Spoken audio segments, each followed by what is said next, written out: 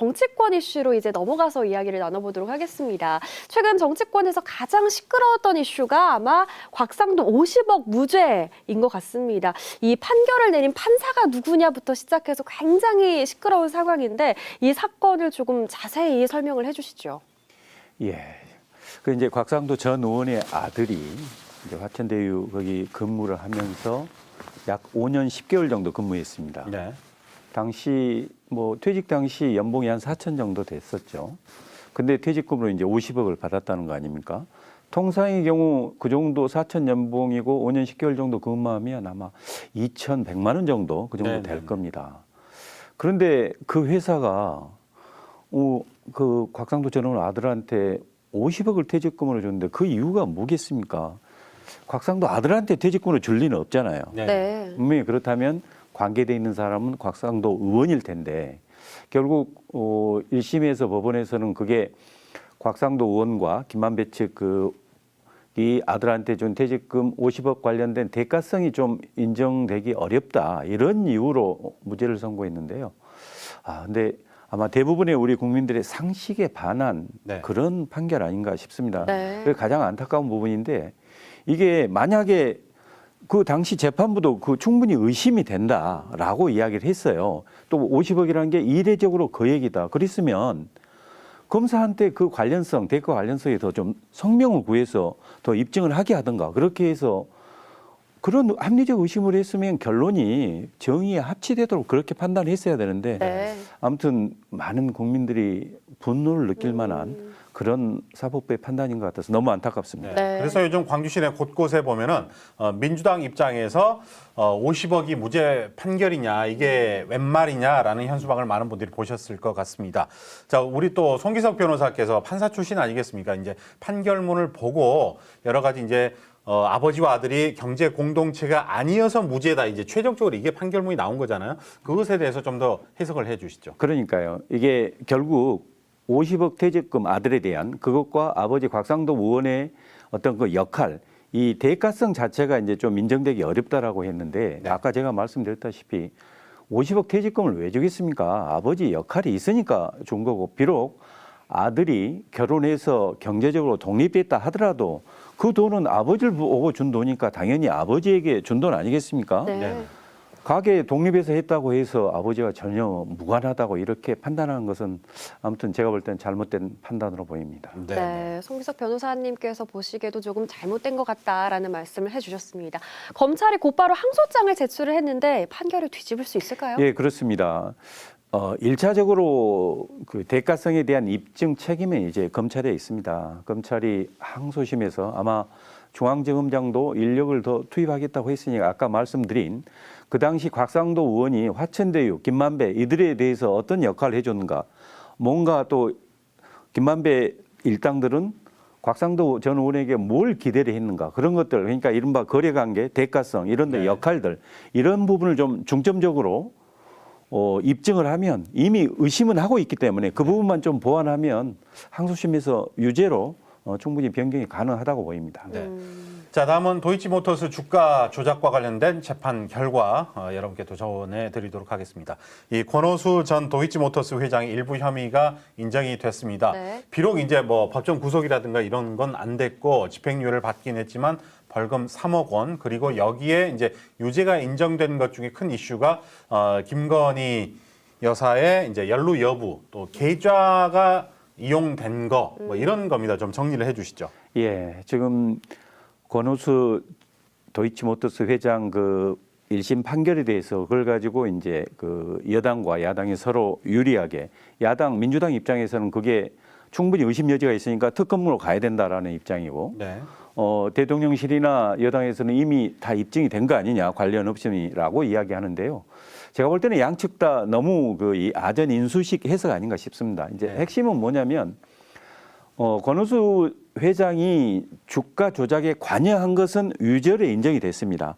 다만 그게 이제 2010년부터 쭉 이어지는데요. 뭐 1차부터 5차까지 이어지는데 그런데 그러면 유죄로 인정됐다고 해서 김건희 여사도 당연히 관련성이 있느냐? 꼭 그렇지는 않습니다.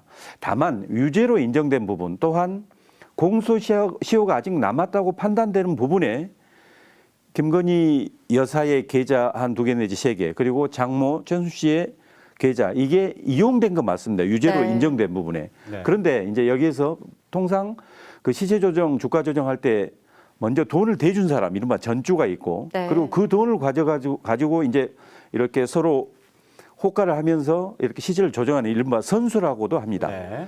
그러면 이른바 여기에서는 김건희 여사는 이른바 전주 역할이 되는데, 그렇게 시세 조정, 주가 조작하는 것을 이 전주가 알았느냐의 문제입니다.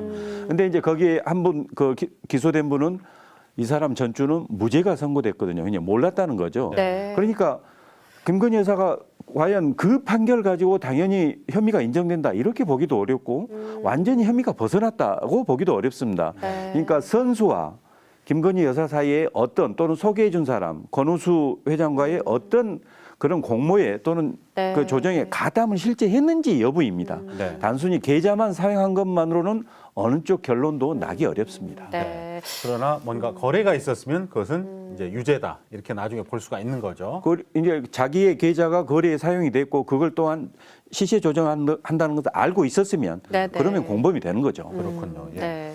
여기에 대해서 민주당은 대장동 또 도이치모터스 사건 모두 검찰의 봐주기식 수사라면서 쌍특검을 추진한다고 했는데요. 정의당은 이 대장동 사건에 대해서는 화답하는 분위기인데 또 도이치모터스 김건희 여사 사건에 대해서는 아직 논의할 단계는 아니다라는 입장을 표했습니다. 이유가 뭘까요? 정의당 입장에서는 그 특히 이제 청년 대표도 그런 표현을 했는데 2019년이죠. 그때 윤석열 당시 검찰총장 후보자 인사청문회 할 때 그때도 이거 관련된 주가 조작이 논란이 됐습니다. 그때는 네. 이제 당연히 문재인 정권 시절이니까 민주당 측에서 민주당 측 총장 후보니까 그 당시 많은 문제 제기를 했으나 그게 아무 문제가 없었다라고 이제 지나간 건데 이제 야당 입장이 되니까 특검까지 해야 된다라고 이렇게 주장하는 것은 일관성이 없지 않느냐, 맞지 않지 않느냐. 그래서 네. 오히려 이것은 이재명 대표 이렇게 사법 리스크 관련 소환이라든가 영장 청구 또는 뭐 기소 이거에 대한 일종의 맞불 일종의 네. 이런 대응 작전 아니야. 이제 그거에 그런 네. 측면에서 그건 맞지 않다라고 이야기하는 거고 대장동 관련돼서는 특히 50억 그 무죄 판결에 대해서는 많은 국민들도 분노하고 있고 특히 정의당에서도 특검해야 된다라고 네네. 좀 주장하고 있죠. 근데 네. 어찌됐거나 이 특검 관련돼서는 뭐 여야 합의가 기본적으로 이루어져야 되기 때문에 특히 정의당의 입장이 중요한 게 이게 이른바 국회 선진화법에 따라서 이게 신속 안건 처리 절차로 넘어가기 위해서는 그러니까 법사위가 이제 김도우 법사위원장이 국민의힘 소속이잖아요. 이제 그걸 거치지 않고 국회 의결되기 위해서는 거기에는 5분의 3 이상, 그러니까 정의당의 그 이렇게 같은 참여가 필요한데 네. 정의당이 참여 안 하게 되면 5분의 3이 되지가 않습니다. 그렇기 때문에 굉장히 좀 그 부분이 민감한 문제죠. 네, 캐스팅 보드 역할을 그렇습니다. 하고 있는 것 같은데, 네. 자 곽상도 50억 무죄 판결이 나면서 이제 큰 사건의 작은 덩어리가 이제 무죄가 나온 거예요. 그러면 이제 이재명 대표에게도 어떤 뭐 좋은 쪽으로 영향이 되지 않을까, 아니면은 아무런 영향이 없다, 뭐 이렇게 여러 가지 해석들이 나오는데 어떻게 보십니까? 그러니까 단순히 놓고 보면 왜 그러냐면 이른바 그 이제 정영학 거기 녹취록 그 안에 김만배, 유동규, 정영학 이 사람들이 이제 대화를 하거든요. 네. 거기에 이제 그런 말이 나옵니다. 예를 들자면 곽상도 전 의원이 야 아들을 통해서 나한테 주기로 한 50억 주라라고 이야기하고 또 아들도 아버지한테 주기로 한 거 50억 나한테 주세요. 이걸로 머리 아프다 이런 말들이 나옵니다. 그러니까 그러면 정영학 녹취록 이게 신빙성이 있느냐 문제인데 만약 이게 신빙성이 있다고 봤으면 곽상도 전 의원이 당연히 유죄가 선고됐겠죠. 네. 네. 그런데 이게 이제 그게 신빙성, 그러니까 대가성 인정하기에 부족하다라고 봤기 때문에 그러면 이재명 대표에게 돈을 건넸다는 이른바 428억 등 관련돼서 그 녹취록에 나온 대화들 그러면 그것도 믿을 수 없는 거 아니냐. 그렇게 네. 보면 곽상도 전 의원에 대한 판결을 표면적으로만 놓고 보면 이재명 대표에 대한 앞으로의 기소도 그 녹취록 신빙성이 인정 안 되기 때문에 유죄 인정받기 어려운 거 아니냐라는 네, 네, 네. 이야기입니다.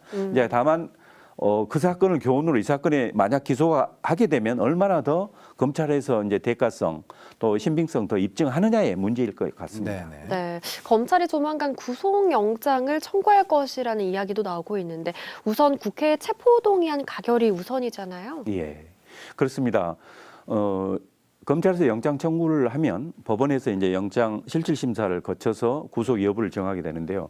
그 전 단계 절차, 그러니까 그 이른바 구속 전 피의자 신문 또는 영장 실질 심사를 하려면 이 회기 이제 현역 의원일 경우 그 사람을 이 영장 신문 법정으로 데려와야 되는데 네. 이때 체포 영장이 필요합니다.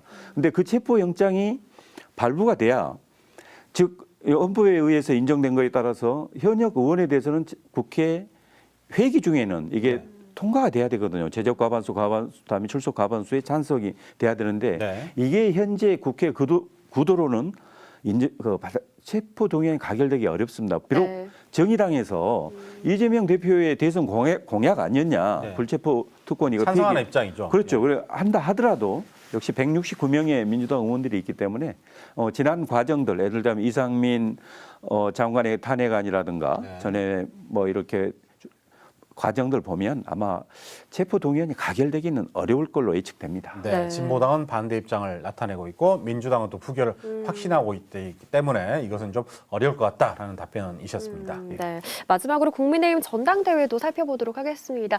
지난 10일 본경선 진출자가 발표됐는데 가나다 순으로 김기현, 안철수, 천하람, 황교안 후보인데요. 김기현, 안철수 후보는 아직까지도 신경전을 벌이고 있습니다. 왜 이렇게 민감한 걸까요?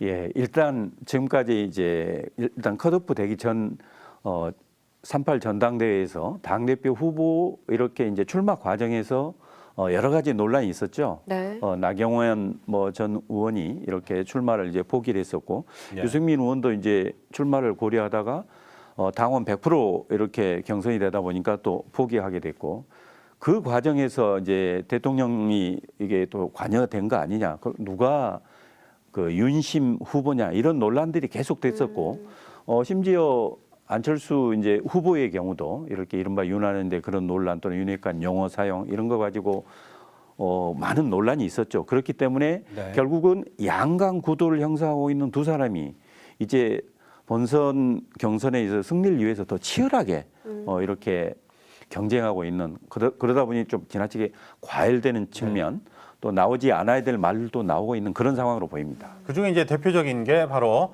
안철수 후보가 대표가 된다면 윤 대통령이 탄핵이 될 수도 있다라는 김기현 후보의 이제 그 당원에 관한 협박 아니냐, 나한테 몰아달라 이런 건데 이건 좀 핫 이슈가 되고 있죠. 예, 그렇죠. 이제 그 취지는 미래 권력인 그 이제 다음 대선에 하려고 하는 사람이 당 대표가 되면 이게 경쟁하게 되면 이 사람을 자리에 끌어내릴 네. 이제 그럴 가능성이 높은 거 아니냐, 이제 과거 사례로 보아서 이제 그렇게 이야기를 했는데요. 그렇다 하더라도 현재 지금 당선된 지 대통령 직무 시간이 9개월 정도밖에 안 된 대통령이 네. 여기서 탄핵 이야기 이렇게까지 나오는 것은 일단 지나친 너무 나간 거 아닌가, 네. 저는 그렇게 보입니다. 예. 네. 자, 항상 복잡한 정치 이야기를 이 시간을 함께 하다 보면 정말 정치에 관심이 없는 분들도 좀 잘 정리가 돼서 이 코너에 대해서 많은 분들이 또 관심을 갖고 계시고 반응도 좋은데요. 오늘 또 정리를 잘 해주신 우리 송기석 변호사님 또 감사의 말씀드리고 초콜릿 잘 드시길 바라겠습니다. 네, 잘 먹겠습니다. 네, 고맙습니다. 감사합니다.